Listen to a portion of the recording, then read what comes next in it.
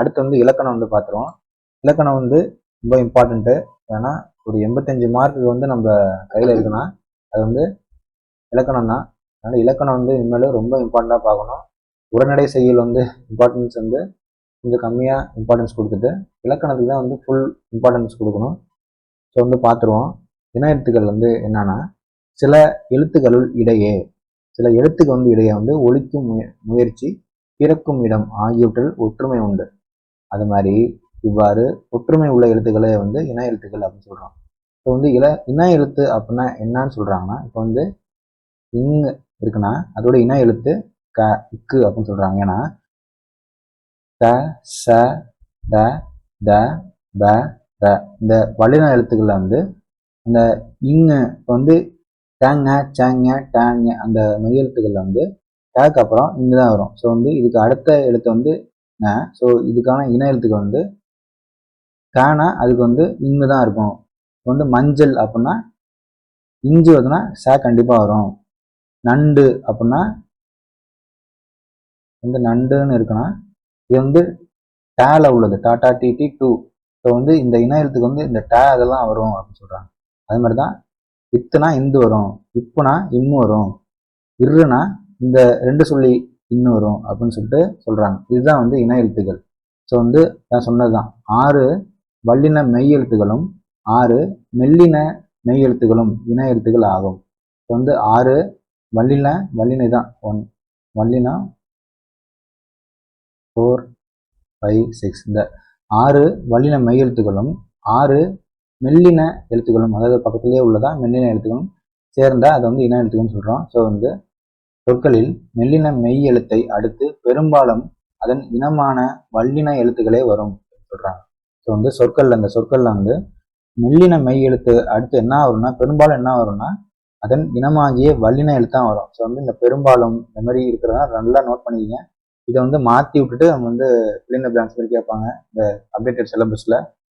So வந்து இதான் வந்து பார்த்துக்குங்க. இப்போ வந்து எது எடுத்துக்காட்டு கொடுத்துருக்காங்க பாருங்க. இப்போ வந்து திங்கள் இங்க இதான் வந்து இங்க அப்படிதான் வரும். இஞ்சுனா டே வரும், இன்னுனா டேல தான் வரும், இந்துனா டே வரும், இம்முனா பேல வரும், இன்னுனா ரே வரும். அதான் வந்து இங்க கொடுத்துருக்காங்க. இங்க இஞ்சு இந்த இந்து வந்தா இதுதான் வரும், இம்மு வந்தா இப்பதான் வரும், பாம்பு அந்த மாதிரி.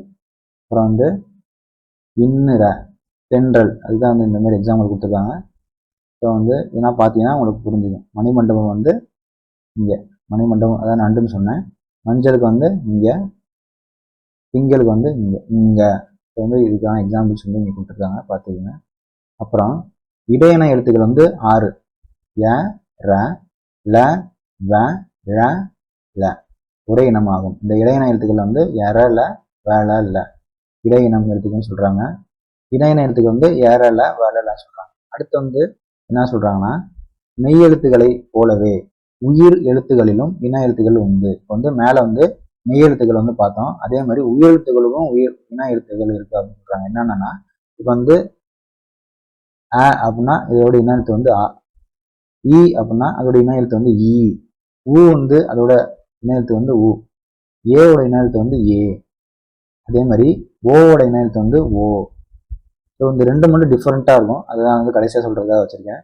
இப்போ வந்து ஐ அப்படின்னு சொல்றப்ப ஈன்றது இந்த சவுண்ட் தான் முடியும். ஐன்னு சொல்றப்ப ஈன்னு தான் முடியும். அதனால இதோட ஐயோட இன எழுத்து வந்து இன உயிர் எழுத்து வந்து இ. அதே மாதிரி அவ்வுன்னு சொல்றப்ப ஊன்னுல தான் முடியும். ஸோ வந்து அவ்வோட இன எழுத்து வந்து ஓ உயிர் எழுத்துல. ஸோ வந்து இதுதான் இந்த பேராகிராஃப்னு சொல்லியிருப்பாங்க. ஸோ வந்து எடுத்துக்காட்ட சொல்லியிருக்காங்க பாருங்க. அளபடியில் மட்டும் நெடிலை தொடர்ந்து அதன் இனமாகிய குறில் எழுத்து சேர்ந்து வரும். இப்போ வந்து அளபடினா நீடித்து ஒழித்தல்னு சொல்லுவாங்க. ஒரு செய்யுள் வந்து ஒரு அழகா சொல்றதுக்காக அது வந்து அளபடை யூஸ் பண்ணுவாங்க. ஸோ வந்து இந்த ஓ அப்படின்னு சொல்றப்ப இந்த ஓவும் சேர்த்து வரும். டூ அப்படின்னு சொல்றப்ப டூவும் அப்படின்னு வரும். ஈன்ற வரப்ப அதோட நெடிலை தொடர்ந்து தான் நெடிலை தொடர்ந்து இனமாகிய குறில் எழுத்துக்கள் ஓ உ இ இதெல்லாம் வரும். இதுல அளபடியில மட்டும். மற்றபடி இன எழுத்துக்கள் உயிர் எழுத்துக்கள்ல வந்து இன எழுத்துக்கள் வந்து இங்கே கொடுத்துருக்கிறத படி ஃபாலோ ஆகும் அப்படின்னு சொல்கிறாங்க. இப்போ வந்து எப்படி ஃபாலோ ஆகும்னா மறுபடியும் சொல்கிறேன். ஆக்கு வந்து இணை எழுத்து வந்து ஆ, ஈக்கு வந்து இணை எழுத்து வந்து இ, ஊக்கு வந்து இணை எழுத்து வந்து ஊ, ஏக்கு வந்து இணை எழுத்து வந்து ஏ, ஓக்கு வந்து இணை எழுத்து வந்து ஓ, அதே மாதிரி ஐக்கு வந்து இ, அவுக்கு வந்து ஊ.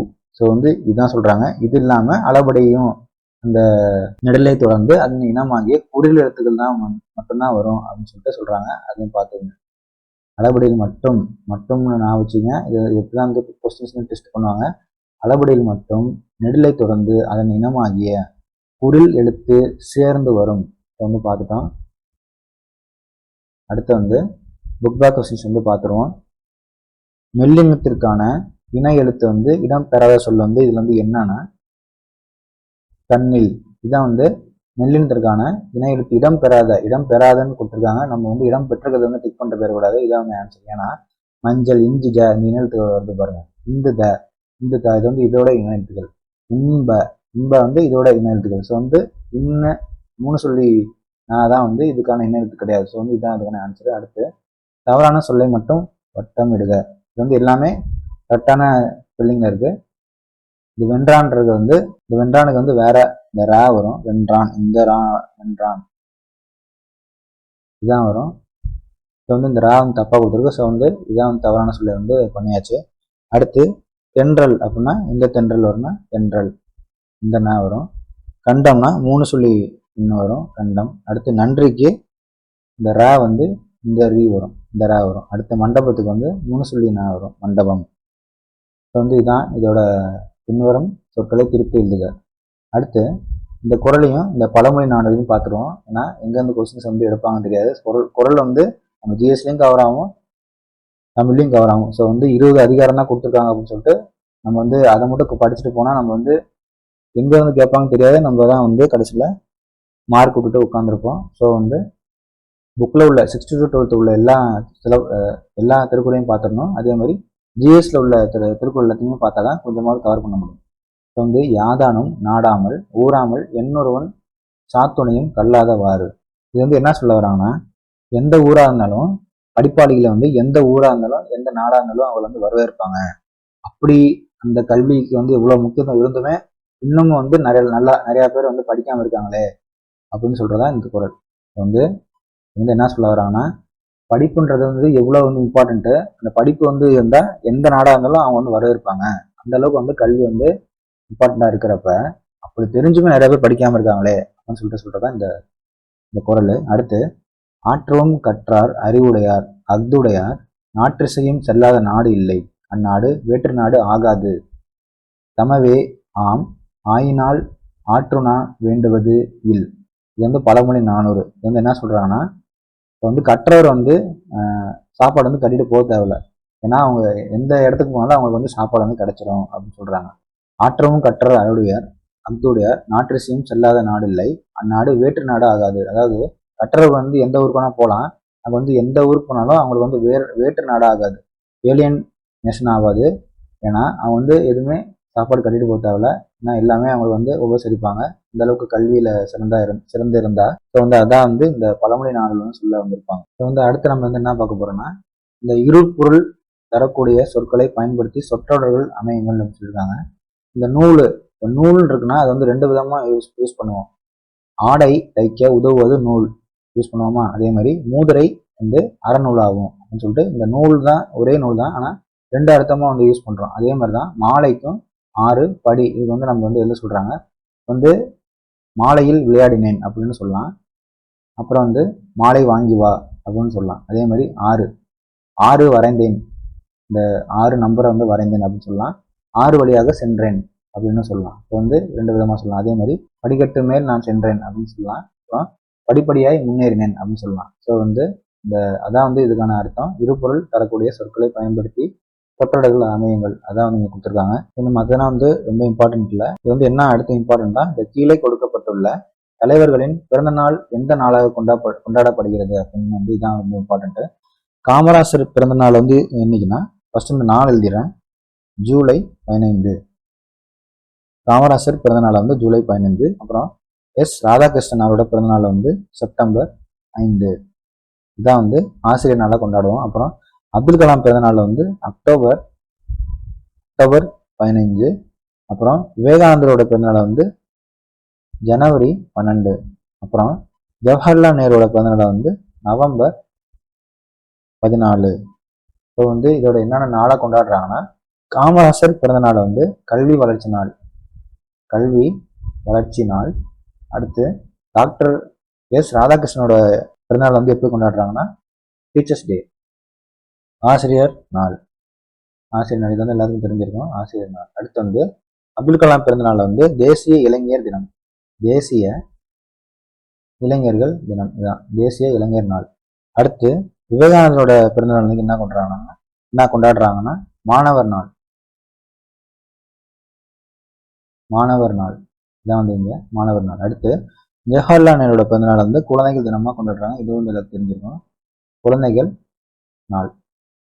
இப்போ வந்து காமராசர் பிறந்தநாள் வந்து கல்வி வளர்ச்சி நாள், டாக்டர் எஸ் ராதாகிருஷ்ணன் பிறந்தநாள் வந்து ஆசிரியர் நாள், அப்துல் கலாம் பிறந்தநாள் வந்து தேசிய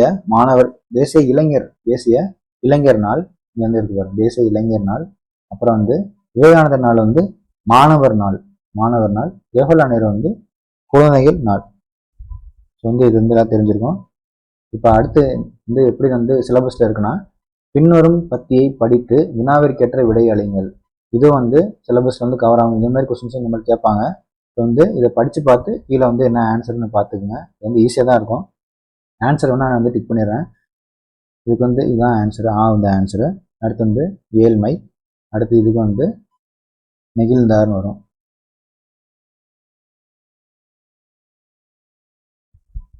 நெகிழ்ந்தார். அடுத்து இதெல்லாம் வந்து கொஸ்டின்ஸ் மாதிரி கேட்டிருக்காங்க. அப்புறம் காமராஜர் செய்த உதவி வந்து பணம் கொடுத்து உதவினார். ஸோ வந்து இதான் படித்து பார்த்துங்க, ஈஸியாக தான் இருக்கும். அதனால தான் வந்து விட்டு போகிறேன், இது வந்து ரொம்ப ஈஸியாக இருக்கும். ஸோ வந்து கடைசி வந்து வந்துட்டோம், இந்த இயல் 4ல் வந்து கடைசியாக வந்துட்டோம். என்னன்னா கலைச்சொற்கள் அறிவோம்.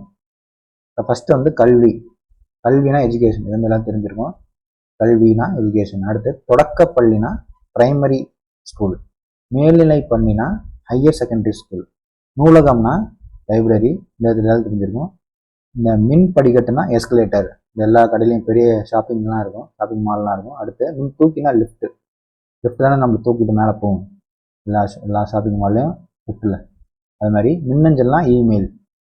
அப்புறம் குறுந்தகடுனா குறுமையான தகடுனா காம்பேக்ட் டிஸ்க். அப்புறம் மின்னூலகம்னா லைப்ரரி, மின்னூல்னா புக். அப்புறம் மின் இதழ்கள்னா மேகசின். ஸோ வந்து இந்த மின்னு இருக்கிறதா நல்லா பார்த்துக்குங்க, இது வந்து கேட்க வாய்ப்பு இருக்கு, இது வந்து மேட்ச்சில் கூட கேட்க வாய்ப்பு இருக்கு, அதனால பார்த்துக்குங்க. மின் படிக்கட்டுனா எஸ்கலேட்டர், மின் தூக்கினா லிஃப்ட், மின்னஞ்சல்னா இமெயில், மின் நூலகம்னா லைப்ரரி, மின் நூல்னா புக்கு, மேகசின்னா மின் இதழ்கள்னா மேகசைன். ஸோ வந்து இதுதான் இயல் 4 பொறுத்த வரைக்கும். இயல் 5 வந்து நெக்ஸ்ட் வீடியோவில் வந்து பார்ப்போம். ஸோ வந்து until then see you guys.